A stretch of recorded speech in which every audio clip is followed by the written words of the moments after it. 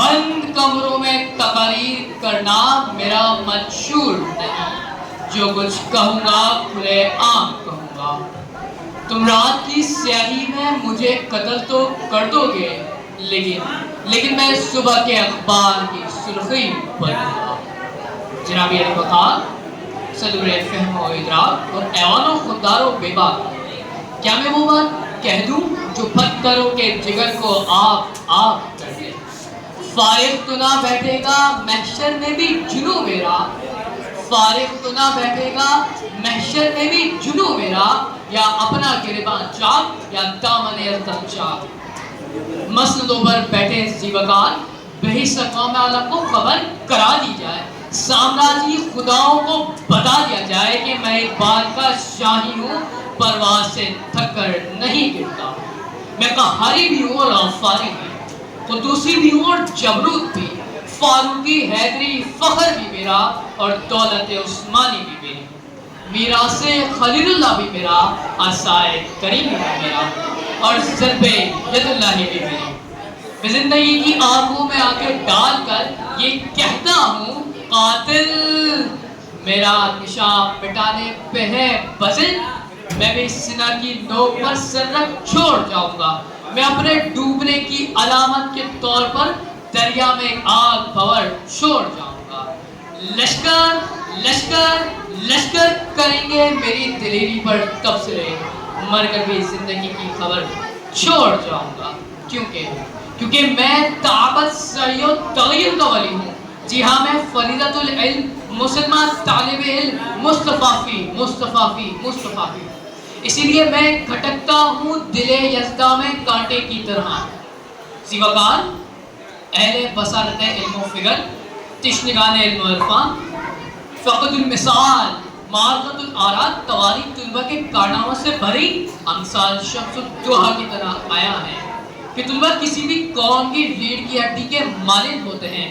طلبہ اگر بیدار ہوں تو قوم کبھی غلام نہیں رہ سکتی، اگر یہ سو جائیں تو قوم کبھی آزاد نہیں ہو سکتی۔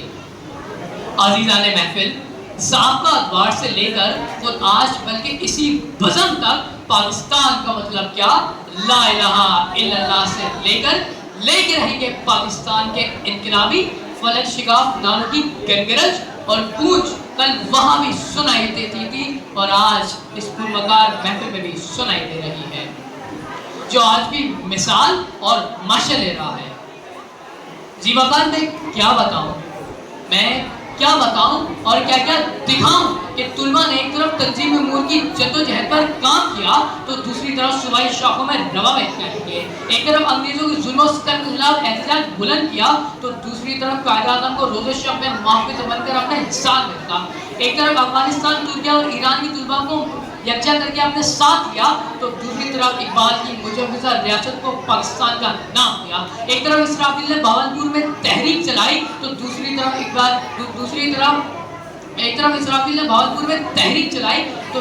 علی گڑھ کی طلبہ نے اپنے ناموں کے آگے خادم پاکستان کے لاکے لگائے تو ایک طرف پیاز روٹی کھا کر مہاجرین کی خدمت سرانجام دی اور خود بھوکے پیاسے رہ کر مہاجرین کے لیے کھانے اور پانی کی سبیلیں لگائیں، تب جا کر بقائے مسلم لیگ ہم طلبہ کے دم سے پوری ہوئی۔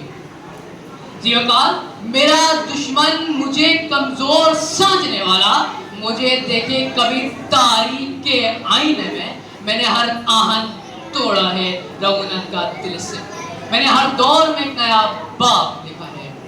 مرکزی انقلابی طلبہ ساتھیوں، تو پھر تم اپنی خوابگاہوں سے نکلتے ہوئے ڈرتے کیوں ہو؟